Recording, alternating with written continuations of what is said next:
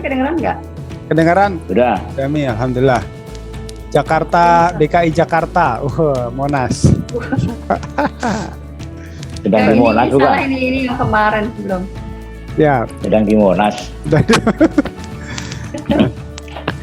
Baik. Yang kemarin di Monas. Krista salah. Mau ngambilnya yang ini jadi nggak keambil. Ya. Ini yang emang linknya sih sebel deh aku. Ya. Wah. Izin saya prolog dulu boleh ya yang sama. Boleh, silakan. Oke, jadi gini nih sebelum kita mulai. Jadi itu udah direkam tuh Pak. Ya sudah direkam, nggak apa-apa, bisa dipotong-potong Bu nanti. Kebetulan yang fitur live-nya nggak tahu, sepertinya dari Zoom pusatnya yang dimatikan. Jadi malam ini nggak bisa langsung live. Biasanya saya langsung live di YouTube atau di Facebook. Cuma malam ini fiturnya sepertinya sedang dimatikan sama Zoom. Mungkin karena perang Ukraina ya. Apa hubungan? Insyaallah. Jadi kalau yang ini adalah kita fokus ke dunia pertanian, sumbangsih kita di dunia pertanian untuk memberikan semacam kontribusi bagaimana mengelola pertanian itu dengan lebih bijaksana lah, dengan pendekatan lebih holistik gitu. Kemudian malam ini saya sengaja belum undang yang dari luar, dari teman-teman komunitas lain gitu. Mungkin konsolidasi dulu dari kita. Kemudian ada kemungkinan kalau Eyang sama Bunda Dami berkenan, kalau memang bisa kita kelola lebih lanjut, improvement programnya bisa juga nanti kita siapkan setiap entah 2 minggu sekali, entah 1 bulan. Oke, maaf, kelempar lagi. Insyaallah dirudal sama Rusia. Oke, saya lanjut. Jadi kalau nanti seumpamanya memungkinkan, kalau Eyang, Bunda Dami itu berkenan, bisa juga kita buat acara rutinnya, podcast rutin gitu, entah 2 minggu sekali, 1 bulan sekali, atau seminggu sekali mungkin, membicarakan tema pertanian, tetapi pendekatannya holistik. Jadi podcast rutin gitu, sumbangsi untuk dunia pertanian. Bisa juga ngundang komunitas lain atau dari kita juga boleh. Nanti berarti minggu ini diskusinya tentang apa, berarti ada 1 orang PIC yang menyiapkan tema diskusinya. Jadi kita nanti bentuk diskusi, tapi boleh 1 orang nanti nyiapkan untuk membahas lebih lanjut gitu. Nah itu kalau mau rutin itu enak juga tuh biasanya rutin. Saya kebetulan ada 2 acara rutin di Mas Kubin itu setiap Jumat malam seperti ini. Ya, kebetulan ini teman-temannya pada sakit, pada sakit jadi nggak bisa hadir. Dan hari Selasa malam itu OSAN Krishna Partner. Saya juga ada acara bersama dengan Pak Ronidin dan Bu Yanti. Itu kita buat akun YouTube sendiri, kemudian kita di situ sekarang produk pertamanya motivasi hidup sukses series. Di situ juga bisa masuk ke tempat saya, Mas Kubin, bisa juga masuk ke tempatnya yang kami gabungan, atau bisa masuk ke tempatnya Bu Dami, kan Bu Dami punya YouTube tuh. Bisa juga kita rutin tiap ngobrolin pertanian di situ, podcast rutin gitu. Nah, kira-kira gimana Eyang atau Bunda Dami? Boleh saja, asal nanti nggak pas tabrakan aja ya acaranya ya, kita buat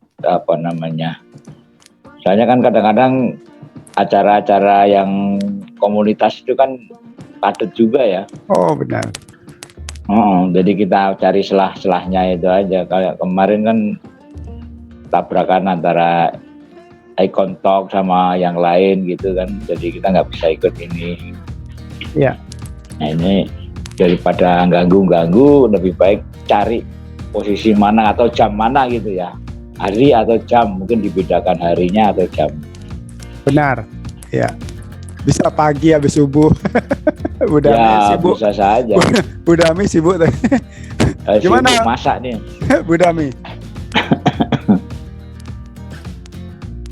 Kelempar ya. Enggak, off ya. Nah, gimana Bu Dami, suaranya masih off Bu Dami? Ya, kalau saya pribadi sih senang aja. Ini buat pengalaman buat saya dan seru gitu kayaknya kalau kita punya kegiatan sendiri gitu kan. Cuman memang kalau waktu paling ya kayak gitu, saya suka kadang-kadang kalau udah dijadwalin takutnya tabrakan, tapi pengen banget sih. Misalnya kalau misalnya pagi subuh sampai jam berapa gitu kan. Yang penting jangan sampai lebih dari jam 6 karena saya kan harus kalau yang kegiatannya kita ngobrol-ngobrol itu ada audiensnya apa enggak? Suaranya putus-putus Bu Dami. Suara saya kayak Ya, suaranya putus. Yang pertemuan perdana ini nanti yang itu kemungkinan itu coba kita bicarakan lagi apakah memungkinkan acara rutin dunia pertanian tapi dilihat dari sudut pandang holistik, EFT, coaching atau spiritual, emosional gitu. Untuk malam hari ini kita coba nanti coba memandang sudut pertanian dari sisi holistik ya. Nanti Eyang mungkin memberikan pemaparan dari sudut pandang Eyang bagaimana praktek pertanian secara holistik itu dengan pendekatan yang lebih bijaksana gitu. Nanti sekitar mungkin 15 sampai 20 menit sampai 30 menit kalau nanti ada pertanyaan diskusi. Kemudian nanti kita serahkan ke Bu Dami untuk sesi keduanya memberikan pemaparan bagaimana praktek pertanian yang secara holistiknya lah gitu. Gimana Yang? Setuju Bu Dami? Setuju. Oke, baik. Saya sebagai MC untuk malam hari ini insyaallah. Baik, saya mulai. Bismillahirrahmanirrahim. Assalamualaikum warahmatullahi wabarakatuh. Waalaikumsalam warahmatullahi wabarakatuh. Alhamdulillahirrahmanirrahim. Sahabat kebaikan, sahabat sukses, sahabat Mas Kubin dimanapun sahabat berada. Pada malam hari ini kita kehadiran dua orang speaker ya yang luar biasa dari dunia pertanian. Nanti untuk perkenalannya akan memperkenalkan diri langsung ya sebelum menyampaikan materinya. Pada malam hari ini kita akan membahas tema yang agak lain dari biasanya, yaitu dunia pertanian ya. Bagaimana pertanian itu dilakukan dengan lebih holistik ya, lebih sustainable, lebih bijaksana gitu, dengan pendekatan emosional spiritual. Nah, karena memang cita-cita pertanian sendiri kan mulia, yaitu menyediakan pangan bagi manusia. Jadi yang prosesnya juga harus lebih manusiawi ya. Saya mengutip sedikit dulu ngobrolan dengan Eyang itu nggak boleh memperkosa tanah contohnya gitu dan lain-lain. Nanti akan lebih lanjut disampaikan oleh Eyang Gaib ya. Oke, untuk sesi pertama saya persilahkan kepada Eyang, saya menyebutnya nanti nama lengkapnya dan lain-lain silakan diperkenalkan Eyang dulu bekerja di mana gitu. Untuk memberikan pemaparan bagaimana praktek yang tadi yang holistik tadi di dunia pertanian ya. Silakan Eyang. Baik, terima kasih Pak Supri selaku moderator dari Musbun. Apa namanya Pak Supri? Mas Kubin, Eyang. Oh, Mas Kubin, Kubin, dimanapun berada. Di sini saya perkenalan dulu. Nama saya lengkapnya Sarsito Wahono Gaib Subroto. Dan di komunitas dengan Pak Supri ini biasanya dan Bu Dami saya biasa dipanggil Eyang, nggak tahu kenapa, atau karena jenggotnya sudah putih hingga disebut Eyang gitu, saya nggak tahu. Tapi gampangnya sebetulnya nama saya panggilan sehari-harinya itu Gaib. Kalau panggil Pak Gaib itu seluruh Indonesia sudah tahu. Ya, saya dulu lulus dari IPB tahun 81, kemudian langsung masuk di Kementerian Pertanian, dulu masih Departemen Pertanian. kemudian saya dengan berbagai dinamika, mulai saya dari pejabat honorer, kemudian jadi pegawai negeri sipil, kemudian bisa naik pangkat atau jabatannya menjadi eselon 4, kemudian eselon 3 dan eselon 2. Eselon 2-nya itu 2B ya, bukan 2A, karena saya kebetulan menempati di Balai Besar Peramalan. Itu pekerjaan inti saya itu di bidang perlindungan tanaman.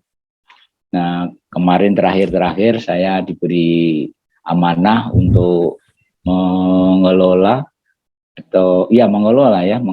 tentang organisme pengganggu tumbuhan.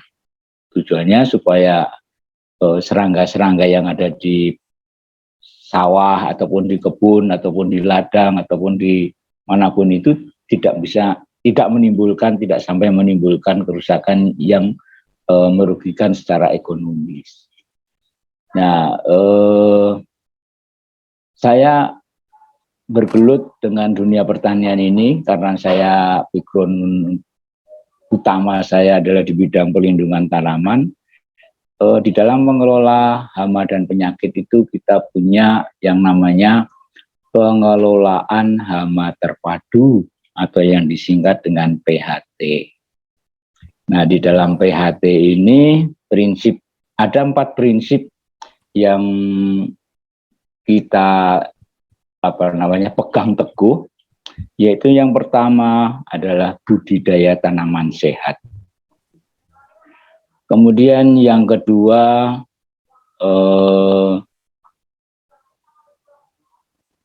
pengamatan. Yang ketiga,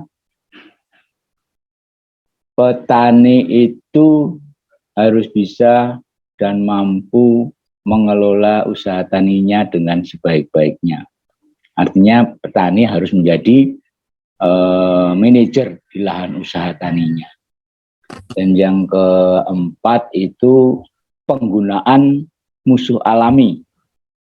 Penggunaan musuh alami itu adalah temannya petani. Jadi kalau hama itu musuhnya petani, kalau musuh alami itu adalah temannya petani. Jadi kita mengupayakan kalaupun melakukan pengendalian, ya jangan sampai mengganggu, mengusik kehidupan dari musuh alami tadi. Nah, kita berangkat sekarang dari budidaya tanaman sehat. Budidaya tanaman sehat itu pasti dimulainya kalau cocok tanam itu harus ada air, harus ada tanah. Nah, tanah kita ini harus kita betul-betul kita jaga. Kan sudah ada program pertanian berkelanjutan. Bagaimana pertanian bisa berkelanjutan kalau kita tidak mengelola lahannya dengan sebaik-baiknya? Nah, ini saya sering menjumpai petani-petani kita, contohnya saja. Ketika habis panen begitu, jeraminya dibakar. Nah, ada beberapa hal yang di situ menjadi rusak. Yang pertama, pasti di situ ada organisme yang kita tidak bisa melihatnya karena terbakar, matilah dia.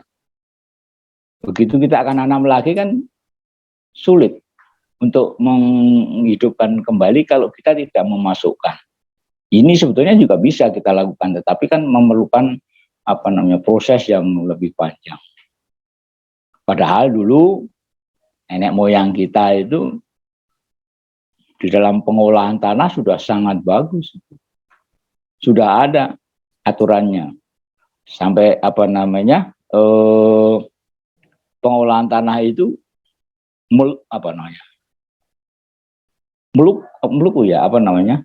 menyingkal itu luku ya. Bajak. Bajak. Nah, bahasa Indonesianya bajak. Jadi lupa saya. Membajak itu kan luku ya, Jawa. Iya. Itu kan tidak langsung kemudian besoknya ditanami. Nah, ini ada waktu yang kurang lebih seminggu, bahkan yang lama itu bisa 2 minggu. Ada tujuannya. Kalau yang jasad organisme yang merusak, itu dengan dibuka, dia akan kena sinar matahari ultraviolet, akhirnya dia mati. Nah kalau sekarang kan kebanyakan enggak.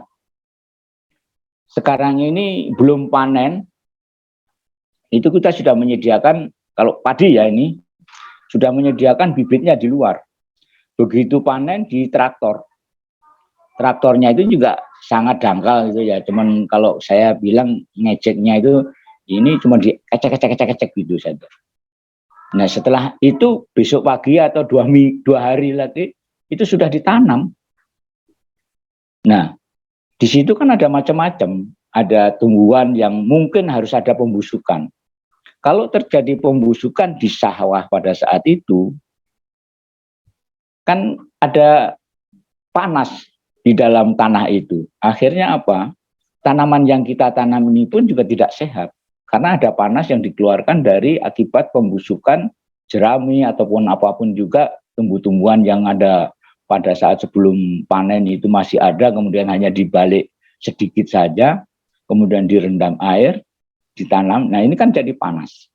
Ini menyebabkan tanaman itu menjadi tidak sehat. Yang kedua,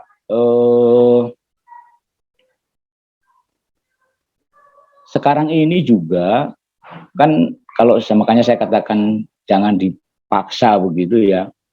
Kan sebetulnya kita ini di dalam Al-Quran juga sudah ada nih, cuman saya lupa apa namanya, surat apa ayat berapa begitunya. Jangan kita merusak lingkungan. Kalau merusak lingkungan ini ancamannya kan juga neraka sebetulnya. Di sana ada jelas di dalam Al-Quran. Saya lupa, saya tadi nyari-nyari nggak ketemu ini. Nah, tolong nanti kalau bisa nyari itu nanti suatu saat akan saya sampaikan ada paparan ininya. Nah, kita mengusahakan jangan sampailah apa namanya, kalau bisa itu jangan memaksa betul lahan yang kita miliki ini dengan sesuka-sukanya. Ini sebetulnya terjadinya juga ada sebab akibatnya. Sebabnya adalah karena dari pimpinan-pimpinan di kementerian ini kan sekarang ketakutan. Ketakutan tidak bisa mencukupi makan. Nah karena ketakutan tidak bisa mencukupi makan, ini pun kan juga sebetulnya salah lagi, ini tidak percaya sama Allah. Ini sudah ada anunya juga, bahwa Allah kan akan menjamin kehidupan setiap hambanya kan begitu.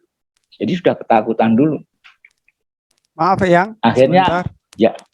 Maaf, ini tadi nggak tahu nih, saya dapat notifikasi dari Zoom kok 10 menit lagi ya. Jadi sepertinya paket berbayar saya sudah habis. Jadi nanti kalau nanti kita keluar, saya kirimkan lagi untuk dilanjut via WA ya. Saya kirimkan link ulangnya ya. Oke, siap. Silakan ya. Oke, ya. Apa namanya? Kekhawatiran. Kan kalau kita khawatir, kan Allah sudah pasti itu. Kalau di Al-Quran ada itu berarti kan pasti bahwa Allah tidak akan menyesarakan hambanya di situ. Karena ada dua. Yang pertama khawatir, yang kedua apa namanya merusak lingkungan. Ini kan sudah dua. Akhirnya apa? Tentu saja kalau saya berpikir ini kan mesti evaluasi diri. Kenapa produksi kita tidak pernah mencapai apa yang kita inginkan? Belum lagi saya sering ketemu dengan petani-petani itu. Saya tanya kepada petani-petani, ibu-ibu, bapak-bapak, kalau nanam padi itu siapa yang nanam? Ibu-ibu katanya kan gitu. Nah, oke, ibu-ibu ya. Oke. Kalau ibu-ibu, kalau ketemu biasanya apa? Ngapain? Biasanya yang ngerumpi. Nah, nanam sambil ngerumpi gitu kan, anehnya kan seperti itu biasanya.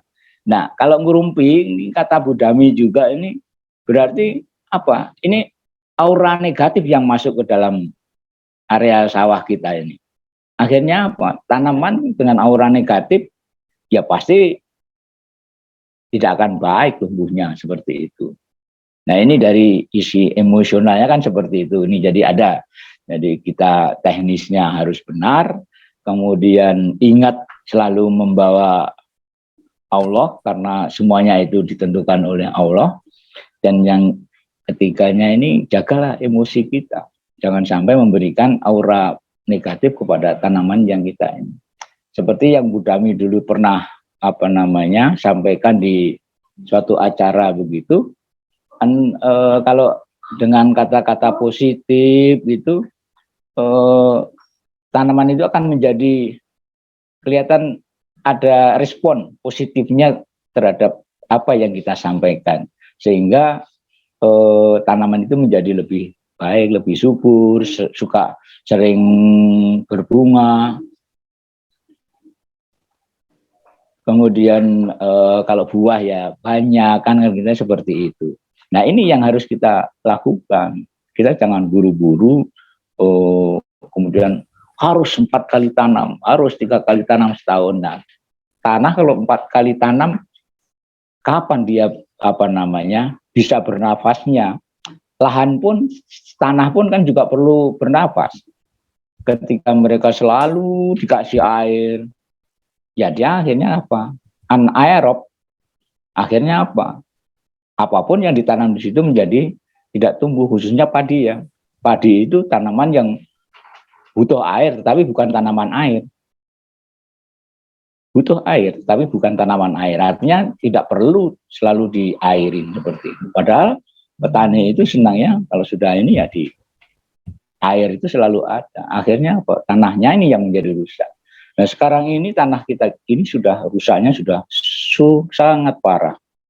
Hampir semua daerah itu tanah kita itu, terutama kandungan bahan organik. Nah oleh karena itu selalu saya katakan jangan dibuang yang namanya jerami itu. Jerami itu adalah sumber organik, bahan organik yang sangat perlu. Bahkan ada satu pupuk yang saya seyakin-yakinnya petani itu tidak pernah mupuk itu, tetapi Allah sudah sediakan dengan sedemikian rupa pada jerami padi itu. Dengan kemampuan akar-akar padi ini dia bisa menyerap yang ada di dalam tanah, kemudian dimasukkan ke dalam batang padi ini, yaitu unsur silika. Nggak ada itu petani memupuk dengan silika, nggak ada. Nah kalau ini dibakar, artinya kita sudah menyia-nyiakan nikmat yang Allah berikan kepada kita berupa pupuk silika. Padahal pupuk silika ini sangat baik dalam rangka untuk mencegah timbulnya serangan hama penyakit. Batang padi ini menjadi sangat kuat kalau ada silikanya. Tapi petani nggak pernah itu mupuk dengan bahan silika. Nah, yang selanjutnya bagaimana kita menanam? Ini nanam padi ini juga ternyata tidak sembarangan, harus ada ukurannya. Kalau terlalu dalam, padi ini tidak akan bisa beranak dengan maksimal. Karena apa? Titik tumbuhnya ini kan kerendam air atau kerendam tanah ya, tutup tanah begitu. Sehingga dia tidak bisa beranak dengan maksimal. Nah ini kunci yang selanjutnya. Nah oleh karena itu di dalam bercocok tanam ini masih banyak. Baru budidaya tanaman sehat. Belum lagi nanti pupuk. Petani-petani yang kami latih sekarang ini sudah jarang menggunakan pupuk buatan. Artinya pupuk pupuk pabrikan ya, seperti urea begitu. Ini sudah kita ajari bagaimana membuat pupuk-pupuk organik, baik dari tanaman maupun dari pupuk kandang ya. Ini bisa kita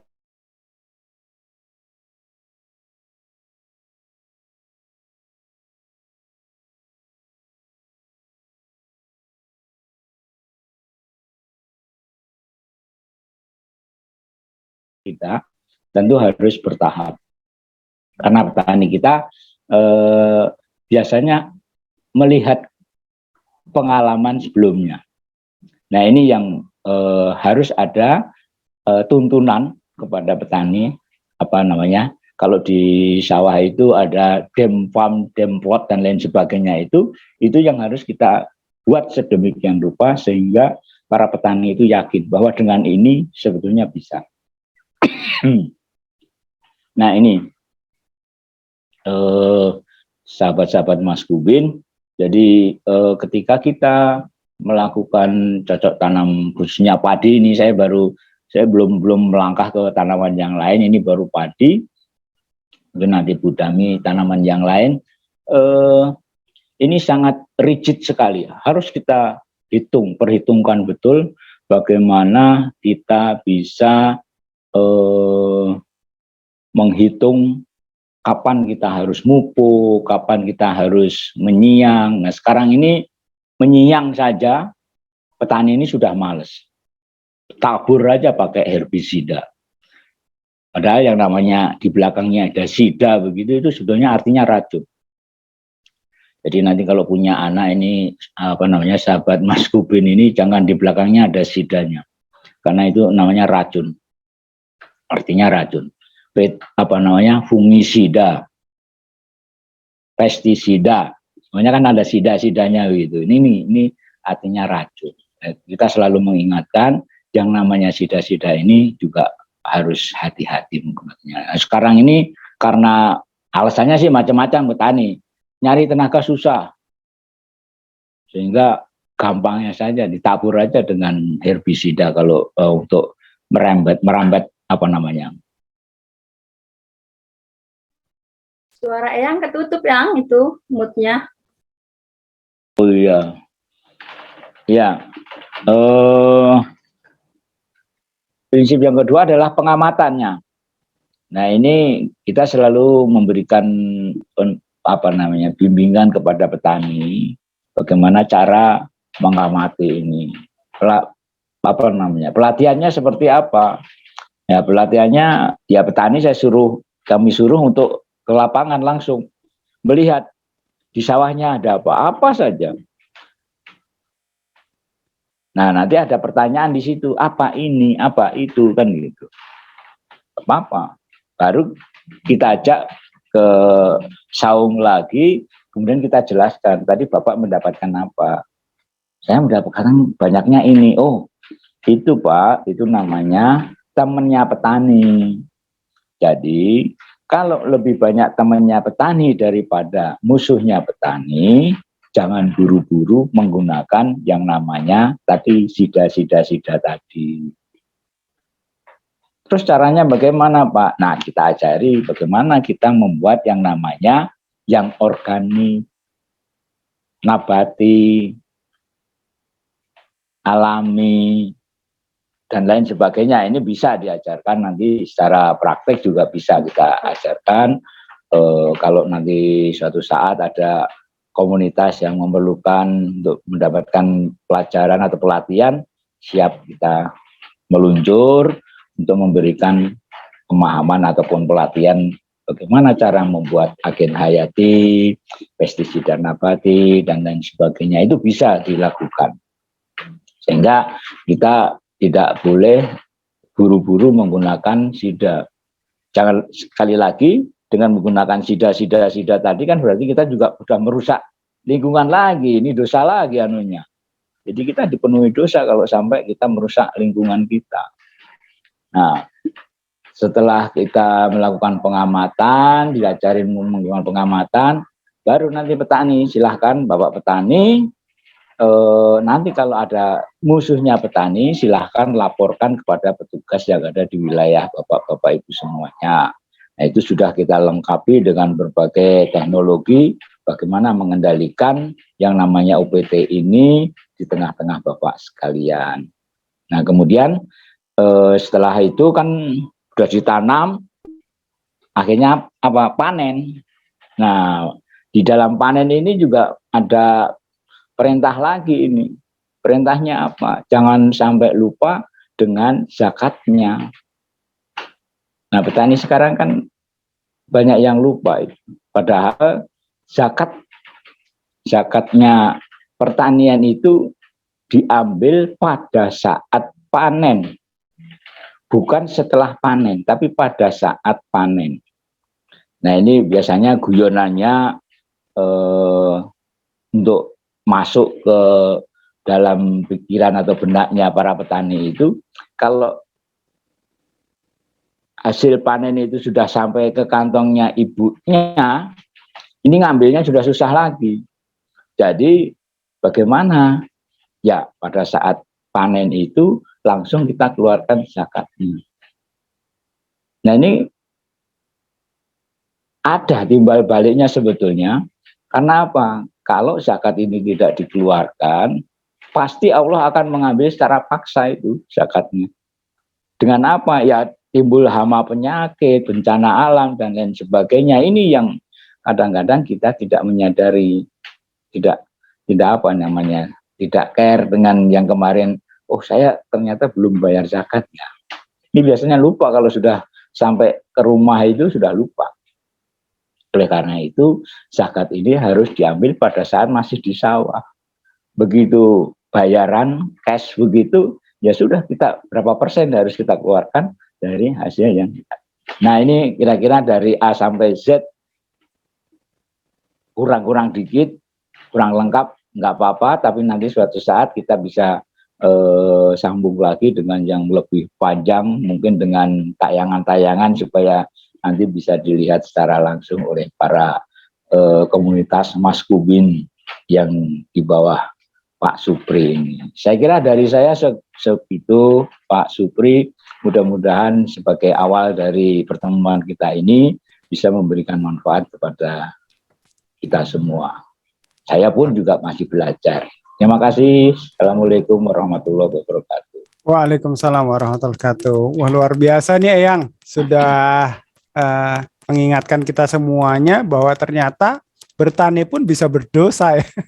Bertani pun bisa berdosa kalau nggak benar caranya, dan bisa juga mengakibatkan kerusakan yang lebih besar lagi pada dunia pertanian. Tadi diingatkan juga jangan ngasih nama anak sida-sida ya. Oke. Baik, ini sepertinya informasi-informasi yang seperti ini sangat penting sekali diketahui oleh masyarakat petani Indonesia ya, melalui begitu, iya. Iya, karena memang kan yang terakses juga dengan dunia penyuluhan, dunia universitas itu juga tidak banyak juga. Jadi sepertinya informasi-informasi yang disebar melalui YouTube, melalui Facebook mengenai edukasi dunia pertanian sangat diperlukan ya. Mudah-mudahan nanti bisa kita lanjut untuk next time-nya ya. Baik, amin, sekarang kita persilakan Bu Dami untuk menyampaikan materi bagaimana penerapan aspek non teknis ya, khususnya spiritual dan emosional dalam rangka ya pertanian yang lebih bijaksana ya. Silakan Bu Dami. Baik, terima kasih Pak Suprianto. Assalamualaikum warahmatullahi wabarakatuh. Waalaikumsalam warahmatullahi wabarakatuh. Alhamdulillah. Alhamdulillah. Tambah sehat, sukses bahagia. Senang sekali saya berada di ruangan ini karena saya akan menyapa teman-teman dari Maskubin yang dimanapun Anda berada. Ini suatu keberkahan buat saya bertemu dengan Pak Suprianto dan Eyang Gaib, karena dengan pertemuan kita itu jadi sebuah silaturahim yang saya nggak nyangka juga bakal diajak bergabung di Maskubin ini. Terima kasih banyak Pak Suprianto. Terkait dengan saya perkenalan dulu ya. Baik, perkenalkan nama saya Dami Astuti. Alhamdulillah saya bekerja di Dinas Ketahanan Pangan, Kelautan dan Pertanian, yang di bawahnya ada satu UPT namanya Pusat Pengembangan Benih dan Proteksi Tanaman. Sejarahnya panjang sekali kalau diurut satu-satu. Tahun 89 saya lulus dari SMS, dulu namanya SPP SPMA ya. Nah itu lulus langsung jadi honorer sambil kuliah, kemudian di tahun 95 saya ikut tes, alhamdulillah jadi ASN. Dan perjalanan panjang itu membuat saya lebih mengenal lagi pertanian, karena di awal sekali saya berada di pertanian itu ada di laboratorium yang berjibaku dengan tanaman yang sangat kecil-kecil sekali. Itu namanya kultur jaringan. Dari satu tunas bisa jadi ribuan, dari satu buah bisa jadi ribuan, dan unik sekali. Buat saya itu anugerah banget ada di laboratorium itu, karena disitulah saya mengenal betapa Allah itu maha segalanya. Karena apa? Dengan sebiji kecil sekali yang kalau kita pegang itu nggak bisa dilihat gitu kan, harus pakai mikroskop, itu benar-benar bisa jadi tumbuhan individu yang akhirnya jadi berbunga dan cantik sekali. Berangkat dari situ saya juga tiap tahun pindah, namanya kita sebagai pegawai ya, 9 kali pindah, akhirnya sekarang saya ada di Pusat Pengembangan Benih dan Tanaman. Kemudian di perjalanan waktu saya juga mengenal sebelum pandemi saya sudah berkenalan dengan EFT namanya, Emotional Freedom Technique, yang di situ mengajarkan bagaimana kita pengendalian emosional kita, mempersatukan antara pikiran, perasaan kita dengan tubuh kita, dan kita melaksanakan keseharian kita dengan penuh sukacita. Dan alhamdulillahnya dari pengalaman-pengalaman hidup yang sebelumnya, ternyata dari ilmu yang saya dapatkan di EFT, saya sudah merasakan arti dari kehidupan itu sendiri. Dari mungkin semua teman-teman lihat orang tua kita menjalani kehidupannya seperti apa. Kemudian kita melihat, mendengar, merasakan, dan kita ikut-ikutan gitu kan. Karena memang budaya kita ikut-ikutan, tapi yang saya ikutin itu adalah yang baik gitu ya. Dan alhamdulillah sampai sekarang ini saya masih bisa bertahan untuk seperti halnya tadi Pak Gaib bilang, bahwa kita hidup harus bersama dengan alam, dan nggak boleh sadis gitu ya, jangan pakai sida-sida deh. Sida memang membahayakan. Dan teman-teman sekalian, karena saya ada di pertanian, maka ingin sekali mengajak kita berfantasi dulu ya, bahwa kita sebagai manusia tentu tidak ujuk-ujuk besar seperti ini, Pak Pri langsung besar, Pak Eyang langsung rambutnya putih, kan nggak mungkin. Pasti dari benih yang kecil, yang tidak terlihat, tidak tampak, tapi bisa jadi sekarang seperti ini. Nah, itu berasal dari mana gitu kan ya? Kan pastinya kalau misalnya kita mau sejarah ke belakang adalah kita dilahirkan oleh seorang ibu. Nah, seorang ibu tentunya memberikan perhatian yang khusus, yaitu dari kandungan, kemudian disusui, sampai besar, dikasih makan, dipakai sandang pangan dan sebagainya, hingga akhirnya jadilah kita individu satu-satu seperti ini.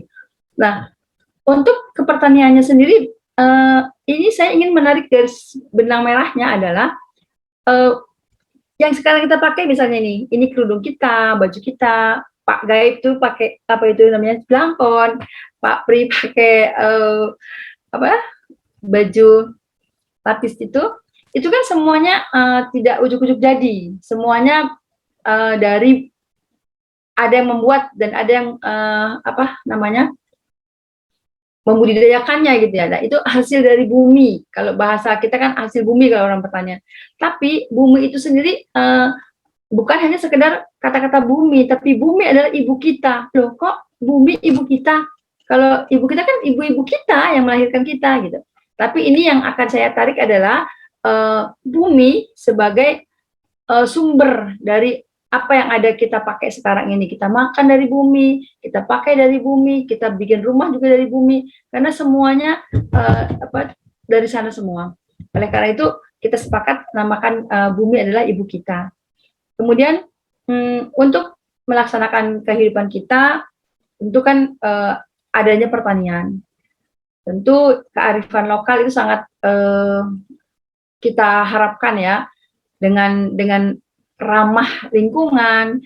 Kemudian tadi yang kalau Pak Gaib bilang dengan menggunakan obat-obatan yang nabati, yang alami, itu yang akan lebih membuat kita makin bisa mengenali diri kita sendiri, mengenali alam kita, dan insya Allah bisa masih, walaupun kita bagian dari yang terkecil untuk peduli sama alam, sama lingkungan, jadilah bagian itu. Karena apa? Karena kalau masih ada orang yang peduli dengan lingkungan itu, keseimbangan alam akan terjaga. Kalau keseimbangan alamnya terjaga, tentu kemakmuran yang akan kita dapatkan. Namun sering sekali kita mendapati kebanyakan orang masih menggunakan sida-sida. Kayak ini banyak semut, banyak ulat bulu, disemprot pakai insektisida gitu. Padahal seekor ulat bulu itu memang jelek, dia gatal dan sebagainya. Tapi kalau dia sudah jadi kepompong, kemudian dia keluar dari sebuah kepompong itu, dia akan indah karena jadi kupu-kupu. Nah, dari kecil saya suka banget lari-lari ngejar-ngejar kupu-kupu, ngejar-ngejar capung gitu. Makanya apa yang saya lihat, saya dengar, saya rasakan pada saat saya masih kecil dan dengan ibu saya itu tertanam. Nah, ini ingin cerita sedikit bahwa waktu itu saya kan sekolahnya di pertanian.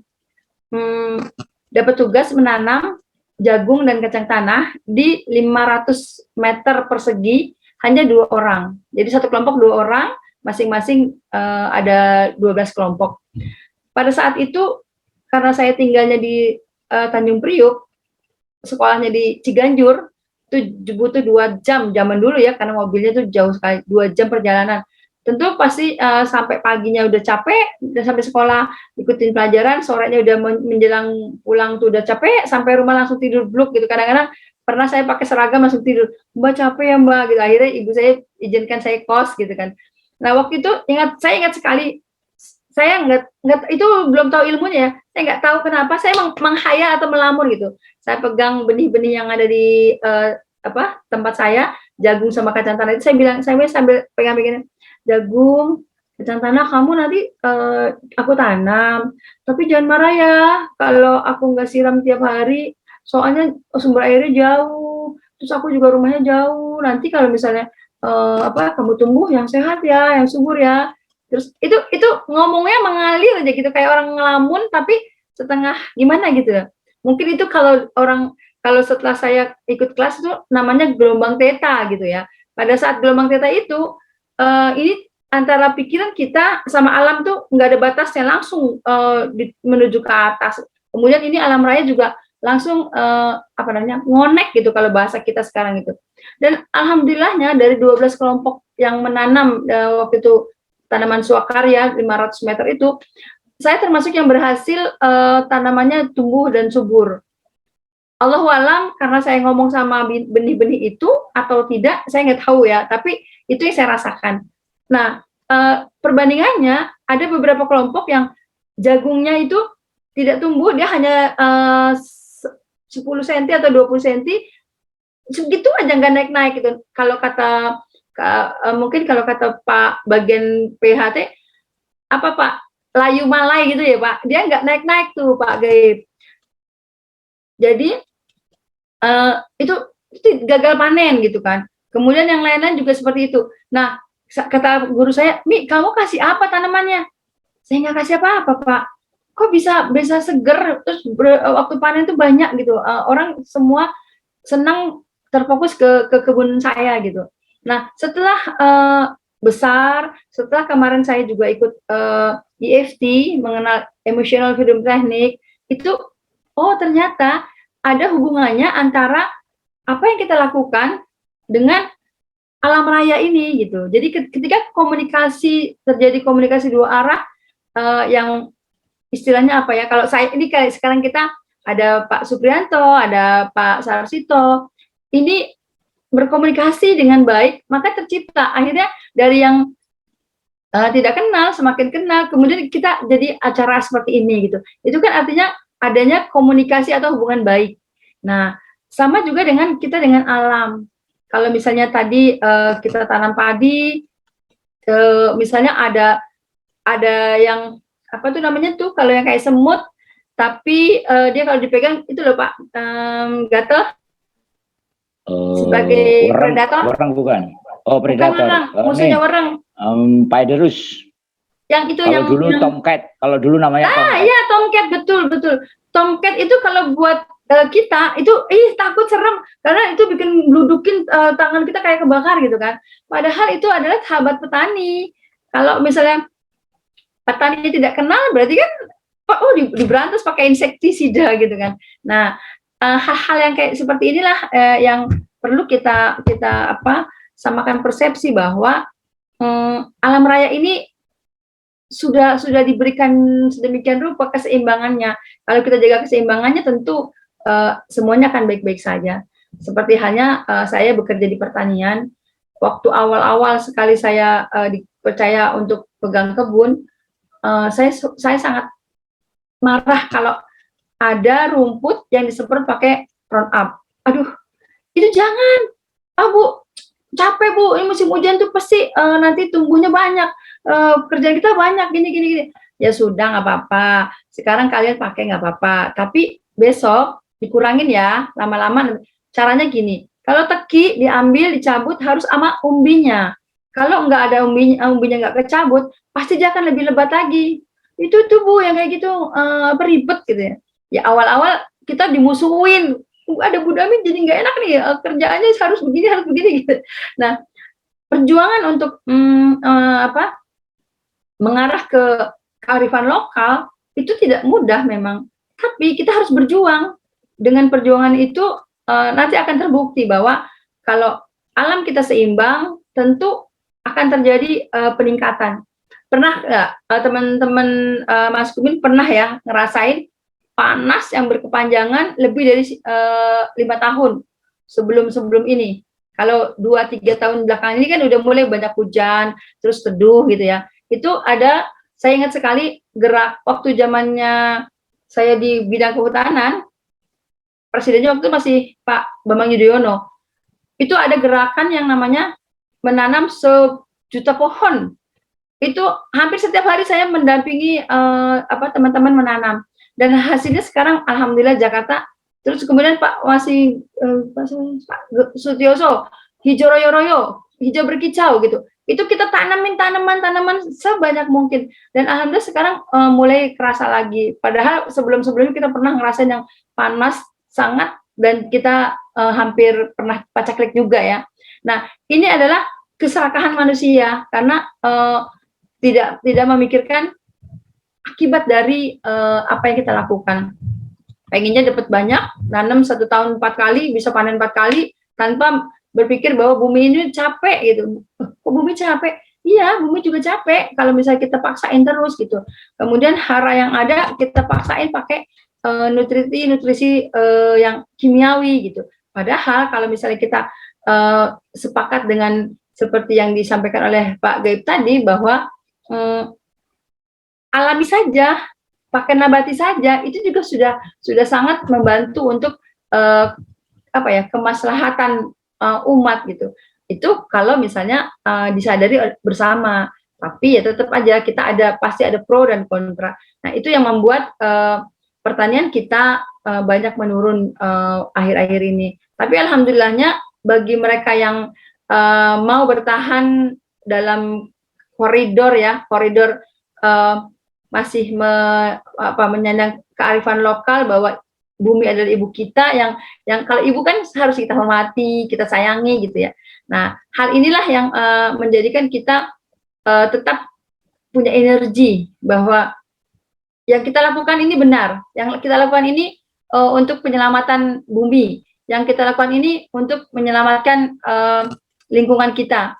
Nah, belakangan ini saya juga sedang mencoba, kayak misalnya bekas-bekas minyak tuh yang refill 1-2 kilo itu saya kumpulkan, saya gunting atasnya, saya cuci bersih, itu akan saya jadikan pot. Hasilnya kayak gini, kalau orang kan selalu yang hitam supaya nggak kena matahari gini. Loh, kan itu kan baru teori saja, belum dicoba. Kalau nanti kita coba terus tanamannya bagus, kenapa enggak gitu kan. Nah, dalam 1 bulan ini saya juga di kantor saya tanam tomat, dan alhamdulillah itu tomatnya kok bisa besar-besar gitu. Terus udah beberapa kali panen gitu kan. Setiap hari panen hampir 1 kilo sampai 2 kilo, padahal lahannya nggak sampai 2 kali 2 meter doang kok. Itu udah banyak. Teman-teman sekalian, di sini saya ingin mengajak bahwa apa yang kita lakukan itu kalau misalnya kita penuh cinta, penuh kasih sayang, insya Allah semuanya akan menuai kebaikan. Karena apa? Kalau kita peduli dengan lingkungan kita, peduli dengan apa yang akan kita lakukan untuk kebaikan, insya Allah Allah juga akan memberikan yang terbaik buat kita. Seperti halnya tadi disampaikan oleh Pak Gaib, betul sekali yang 2,5% itu harus kita keluarkan. Kemarin kita tempat kami panen, alhamdulillah sebagian kami belikan lagi pupuk, kami berikan juga santunan anak yatim, dan alhamdulillah ini sekarang lagi persiapan nanam timun suri. Ya, mudah-mudahan ya, doain nanti bulan puasa kita juga bisa panen lagi. Dan yang sudah kami rasakan itu panen belimbing sampai banyak, besar-besarnya seperti ini. Kemudian alpukat juga besar-besar seperti ini. Itu saya selalu bilang sama teman-teman, selalu ya, kalau misalnya kita melakukan sesuatu di lingkungan kita, ajak ngobrol pohonnya. Awalnya saya dikatain gila lah, udah mah aneh gitu, datang-datang ke kantor ya, dadah-dadah gitu, jadi sama siapa Bu? Itu pohon rambutan lagi daunnya itu kena terpaan angin melambai-lambai, itu lagi salam sama saya, assalamualaikum, dia jawab, saya bilang gitu, mana bisa pohon ngomong katanya gitu kan.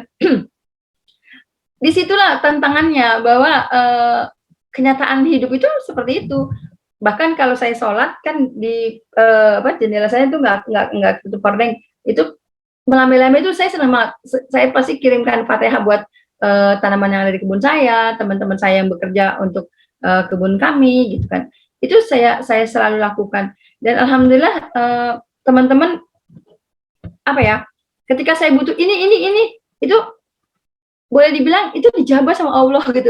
Pas saya datang, kita nggak punya pupuk ya, tanaman kita pengen dipupuk.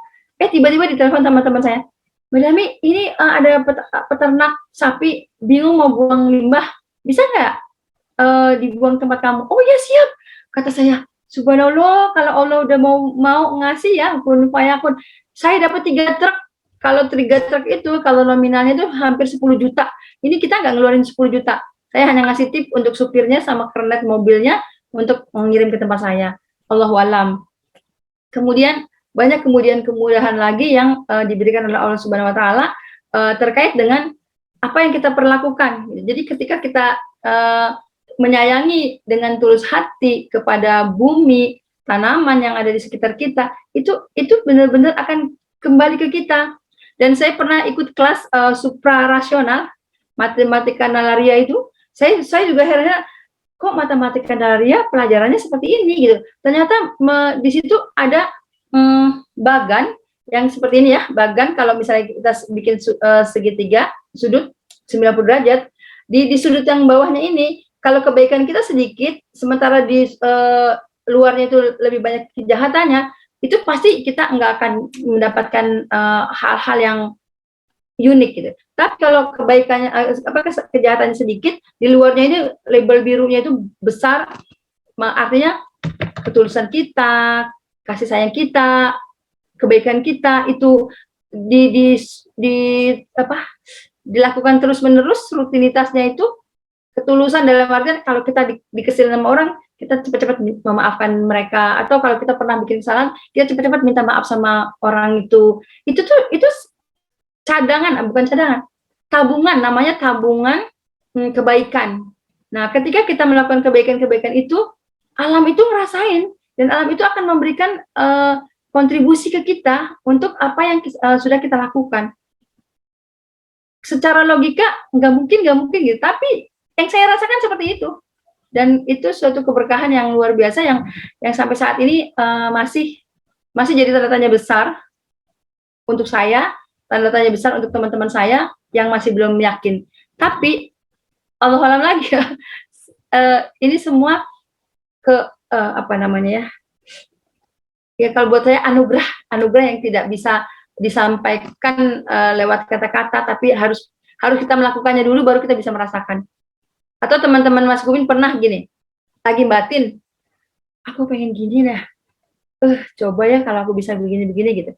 Tiba-tiba entah sehari, 2 hari, apa beberapa minggu atau 1 bulan kemudian, apa yang kita batinkan itu terjadi gitu. Kemarin perasaan gue mikir begitu deh, kok sekarang gue ngerasain ini ya gitu. Pernah nggak kayak gitu? Nah, kalau yang kayak gitu artinya setiap manusia memang ada gelombang elektromagnetik yang diciptakan oleh Allah ini menyebar ke alam ya. Jadi ketika kita batin, kayak sekarang ini kan kita nggak ketemu nih, ini hanya virtual. Kok bisa sih gambarnya Pak Sarsito ada di sana, ada Pak Supriyanto ada di sana. Ini kan adanya gelombang yang mempertemukan kita gitu. Itu pun kalau kita batin aku pengen begini. Ini sama dengan apa yang terjadi pada saat kita pikirkan.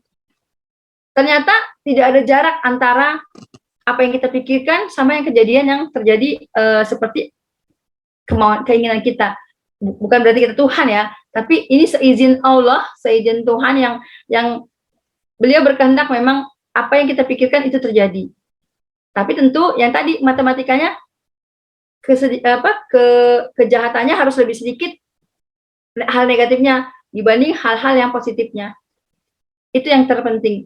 Nah, ini mengawali pembicaraan kita di Mas Kubin, mungkin teman-teman masih bingung, masih kayak nggak percaya, tapi nanti insya Allah kalau kita awali dengan niat baik, kedepannya akan juga mendapatkan hal-hal yang baik, yang mungkin kalau misalnya ini ada interaktif, kita bisa tanya jawab ya, jadi asik ya. Tapi hanya ini karena posisi kita masih belum bisa live, jadi nantilah di pertemuan berikutnya ya Pak Priyanto ya, nanti kita buat sesi tanya jawab di mana apa yang kita rasakan, yang pernah kita alami itu bisa menjadi sebuah cerita yang menarik untuk dibahas, dan pengalaman-pengalaman menarik juga bahwa sesungguhnya lingkungan kita, alam ini bisa berkomunikasi dengan kita, dan insya Allah suatu hari nanti Bapak Ibu sekalian, sahabat Mas Kubin bisa merasakan apa yang seperti saya rasakan. Mungkin pertemuan kita pada malam hari ini saya cukupkan terlebih dahulu. Nanti biar dilanjut dengan Pak Priyanto. Saya akhiri. Wabillahi taufiq walhidayah. Assalamualaikum warahmatullahi wabarakatuh. Waalaikumsalam warahmatullahi wabarakatuh. Masya Allah, luar biasa nih ya, bertani dengan hati. Wah, ini jadi petani berhati mulia ya. Yang pertama adalah karena memang harus menjaga ibu kita, yaitu ibu bumi, ibu pertiwi juga ya. Jadi harus baik, karena kita tadi disebutkan dari kecil juga kita hidup dari bumi ya. Oke, setelah Bu Dami, saya cerita sedikit. Bu Dami ngasih materi di EAC itu, saya buat video tentang ibu bumi ya. Yeah. Kemudian sampai sekarang Bu Dami, saya kadang tuh sore sama anak-anak saya siapkan pupuk, tapi masih anorganik ya, NPK gitu. Sore keluar gitu ngasih makan tanaman. Gitu, alhamdulillah. Bawa anak-anak untuk belajar juga, ngobrol sama tanaman gitu, menyapa tanaman, alhamdulillah. Oke, jadi luar biasa ini, bertani dengan hati, dan akan tercipta miracle ya, keajaiban, energinya akan tersebar, dan itu akan berbalik ke kita dengan hal-hal positif yang kadang tidak di luar nalar kita ya. Iya, betul. Oke, tadi juga kalau saya tangkap dari saya sambungkan inline-nya dengan apa yang disampaikan oleh Eyang Gaib tadi, sumber pertanian kita yang merusak itu karena ada keserakahan, ketakutan akan kekurangan gitu. Jadi emosi negatif balik-baliknya sumber akar masalahnya ya. Pertanian yang merusak itu sumber masalahnya adalah emosi-emosi negatif. Tadi termasuk ngerumpi sambil nanam, emosi negatif ya. Oke, kemudian keserakahan, tidak mau berzakat, yaitu namanya apa, pelit ya atau apa ya namanya. Kemudian juga emosi negatif tadi berbalik dengan apa yang disampaikan Bu Dami. Kalau emosinya negatif, itu kerusakannya juga semakin besar ya. Kerusakan terhadap bumi juga, salah satunya kerusakan bagi lingkungan, bagi orang lain. Contohnya pemakaian sida-sida yang berlebihan pada sayuran, itu kan meracuni orang yang makan sayur. Betul. Ada buah gitu. Jadi berdosa ya, Yang ya? Ya, betul. Iya. Allah. Enggak. nggak nyangka kita berdosa terus ya Iya. kalau kita menggunakan sidat tadi ya. Niatnya baik, tapi secara tidak langsung Iya. meracuni orang lain ya. Gitu. Betul. Baik. Makanya ini sepertinya kampanye-kampanye pertanian yang holistik, yang lebih manusiawi, dan sebetulnya nggak akan merugikan ya, karena tadi Bu Dami juga ada cerita, malah Iya. justru keajaiban-keajaibannya muncul. Sepertinya menarik untuk dikampanyekan lebih lanjut ini, yang sama Bu Dami. Iya. Siap. Siap. Ya, mungkin ada tambahan sedikit yang Bu Dami sebelum kita tutup, ada 5 menit sebelum di take down sama Zoom nih. Silakan. Yang Baik, saya kira memang yang seperti ini tidak bisa hanya sekali, karena pengalaman kita, pengalaman kami membimbing petani itu kalau hanya sekali ya sudah nggak akan jadi, sehingga harus ada rutin sedikit tetapi terus menerus harus kita ingatkan. Nah, tadi kita sambungkan dengan rencana kita. Jadi alangkah baiknya memang ini dibuat semacam terjadwal begitu, sehingga ini bisa ada keberlanjutannya. Apa yang petani-petani perlu menindaklanjuti, apa yang perlu disingkirkan, diulangi sedikit demi sedikit, sehingga akhirnya nanti akan didapatkan hasil yang paling baik. Seperti itu. Saya kira demikian Pak Supri. Baik, luar biasa. Insya Allah mudah-mudahan Allah mudahkan ya untuk bisa berlanjut ini, insya Allah waktunya, jadwalnya dan lain-lain. Bu Dami silakan. Baik, ya saya hanya ingin mengajak teman-teman Mas Rubin, mari kita lestarikan alam dengan pendekatan kearifan lokal agar setiap yang kita lakukan itu selalu ada filter, bahwa ketika kita melakukan hal-hal yang negatif, kita teringat bahwa oh ya, saya tidak boleh melakukan ini. Saya harus melakukan hal-hal yang positif agar hati kita, badan kita, alam kita semuanya sehat. Yuk semangat. Amin. Supaya bumi kita juga selamat. Amin. Insyaallah. Oke, terima kasih Eyang, Bu Dami. Sama-sama. Dan mohon maaf karena tadi ada beberapa kendala di acara live kita, ternyata paket Zoom-nya habis. Ya, itu qadarullah juga ya, di luar perkiraan, tapi ya, alhamdulillah semuanya ya ada yang ngatur ya. Ya, walaupun ada kendala, alhamdulillah untuk perdana ini berjalan dengan lancar. Insya Allah nanti setelah diedit saya akan upload ya di channel Mas Kubin dan disebarkan ke akun-akun partnernya. Terima kasih Eyang, Bu Dami atas berkenannya malam hari ini. Ya, semoga menjadi kebaikan untuk kita semuanya. Amin. Ya Rabbal Alamin. Kita tutup. Assalamualaikum warahmatullahi wabarakatuh. Waalaikumsalam warahmatullahi wabarakatuh. Ya, izin saya live ya, Pak. Ya, mangga. Terima kasih Pak Pri. Sama-sama. Terima kasih Pak Pri. Terima kasih. Selamat malam. Malam.